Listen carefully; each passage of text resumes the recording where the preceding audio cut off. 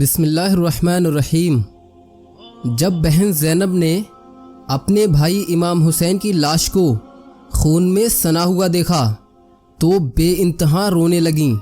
دوستو، جب انسان کو اللہ تعالیٰ کا خوف نہیں ہوتا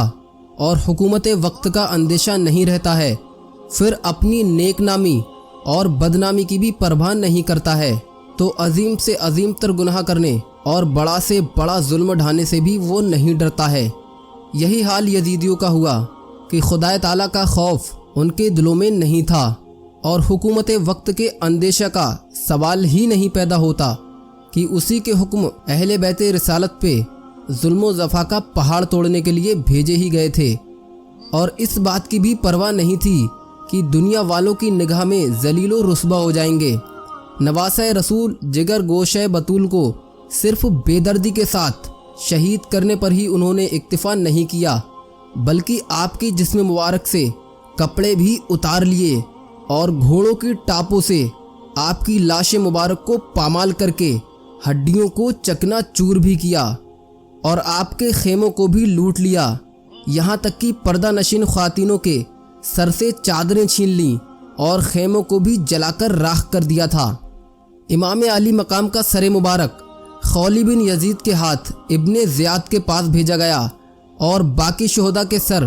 قیس ابن اشعث اور شمر وغیرہ کے ہاتھ روانہ کیے گئے۔ خود ابن سعد اس روز کربلا میں ٹھہر گیا اور 11 محرم کی صبح کو اپنی فوج کے تمام لوگ جو قتل ہو گئے تھے ان کو جمع کیا اور ان پر نماز جنازہ پڑھی اور دفن کر دیا، مگر امام حسین اور ان کے گھر والوں کی لاشوں کو ایسے ہی کربلا کی زمین پر بے گور و کفن پڑی رہنے دیا۔ پھر پردہ نشین خواتین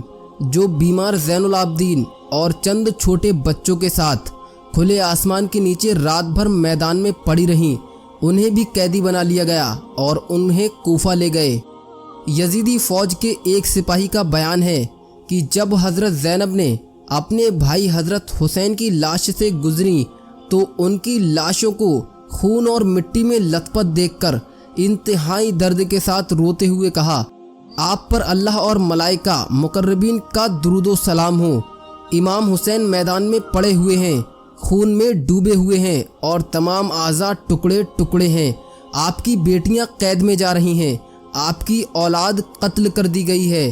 ہوا ان کی لاشوں پر خاک اڑا رہی ہے۔ حضرت زینب کے ان الفاظ کو سن کر دوست اور دشمن سب رونے لگے۔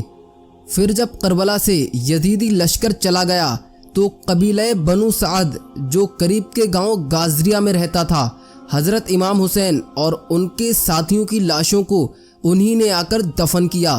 ادھر امام علی مقام کا سر انور جب کوفہ پہنچا اور بھرے دربار میں ابن زیاد کے سامنے ایک تشت میں رکھا گیا، اس وقت ظالم ابن زیاد کے ہاتھ میں ایک چھڑی تھی جس سے وہ آپ کے لبوں اور دانتوں کو ٹھوکر دینے لگا۔ سرکار اقدس صلی اللہ علیہ وسلم کے بوڑھے صحابی حضرت زید بن ارقم رضی اللہ تعالی عنہ اس وقت وہاں موجود تھے، اس گستاخی کو دیکھ کر تڑپ اٹھے اور روتے ہوئے اس ظالم سے کہنے لگے، چھڑی کو ہٹا لے، خدا کی قسم میں نے اپنی آنکھوں سے رسول اکرم صلی اللہ علیہ وسلم کو دیکھا ہے کہ وہ ان لبوں اور دانتوں کو چوما کرتے تھے اور تو ان پر اپنی چھڑی سے ٹھوکر مار رہا ہے۔ اور پھر وہ زارو قطار رونے لگے۔ ابن زیاد کو ان کی بات پر بہت غصہ آیا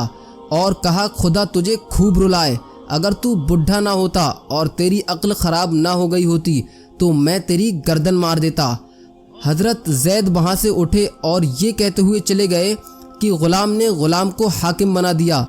جس نے سارے بندگان خدا کو اپنا خانہ زاد بنا دیا۔ اے قوم عرب، آج سے تم سب غلام ہو گئے، تم نے فرزند رسول کو قتل کیا اور مرجانہ کے بیٹوں کو اپنا حاکم بنا دیا، جو بچوں کو قتل کر رہا ہے اور بڈھوں کو غلام بنا رہا ہے۔ تم نے ذلت کو گوارا کر لیا اور جو ذلت کو گوارا کرے اس پر خدا کی مار ہو۔ ابن زیاد بدنہاد نے اعلان کرایا، اعلان ہوا کہ لوگ بڑی مسجد میں جمع ہو جائیں۔ جب بہت سے لوگ وہاں اکٹھا ہو گئے تو ابن زیاد بدنہاد مسجد میں گیا اور منبر پر کھڑے ہو کر کہا، اللہ کا شکر ہے جس نے حق اور اہل حق کی مدد کی، امیر المومنین یزید بن معاویہ اور ان کے ساتھیوں کو کامیابی عطا فرمائی اور ان کو فتح سے سرفراز کیا، اور کذاب ابن کذاب حسین بن علی اور ان کے گروہوں کو شکست دی اور ان کو ہلاک کیا، معاذ اللہ ثم معاذ اللہ۔ جب اس بدبخت نے حضرت امام حسین اور ان کے والد گرامی حضرت علی رضی اللہ تعالی عنہما کو کذاب کہا تو حضرت عبداللہ بن عفیف ازدی جو محب اہل بیت تھے اور دونوں آنکھوں سے معذور تھے اور سارا دن ذکر و فکر اور نماز پڑھنے کے لیے مسجد میں گزارتے تھے، انہوں نے جب سنا کہ ابن زیاد حضرت حسین اور ان کے والد کو کذاب کر رہا ہے تو وہ ابن زیاد کی گستاخی کو برداشت نہ کر سکے اور بےتاب ہو کر کھڑے ہو گئے اور غصے سے کانپتے ہوئے کہنے لگے، او ابن مرجانہ، تو ہی کذاب ابن کذاب ہے، اور جس نے تجھے حاکم بنایا وہ بھی کذاب ہے۔ حسین سچے ہیں، ان کے باپ سچے ہیں، ان کے نانا سچے ہیں، تم لوگ اولاد رسول کے قتل کے مجرم ہو اور باتیں صدیقین جیسی کرتے ہو۔ ابن زیاد بھرے مجمع میں اپنی بے عزتی برداشت نہ کر سکا اور اپنے سپاہیوں کو حکم دیا کہ اسے پکڑ لو۔ سپاہیوں نے آپ کو گرفتار کر لیا۔ ابن عفیف کی قوم کے بہت سے لوگ وہاں موجود تھے، انہوں نے ان کو ابن زیاد کے سپاہیوں سے چھڑا لیا، مگر ظالم ابن زیاد کو ان کا خون بہائے بغیر چین نہ آیا، گھر سے بلوا کر ان کو قتل کیا اور سڑک پر چوراہے پر ان کی لاش کو سولی پر چڑھوا دیا۔ پھر ابن زیاد بدنہاد نے امام علی مقام کے سر مبارک کو کوفہ کے کوچہ و بازار میں پھروایا اور اس طرح اپنی بے غیرتی اور بے حیائی کا محاضرہ کیا۔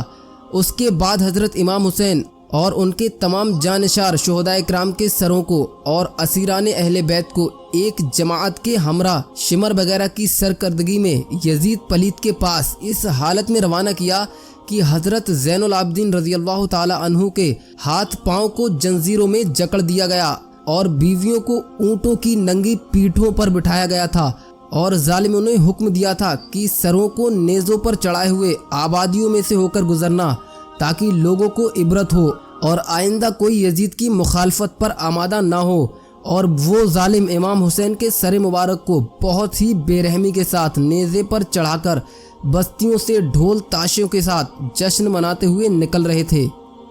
ناظرین حضرات، آج کی اس ویڈیو میں اتنا ہی۔ آپ اپنا ایک پیارا سا کمنٹ ضرور کریں، اور ویڈیو پسند آئی ہو تو اسے لائک ضرور کریں اور چینل کو سبسکرائب ضرور کر لیں ایسے ہی سچے واقعات روزانہ سننے کے لیے۔ السلام علیکم ورحمۃ اللہ۔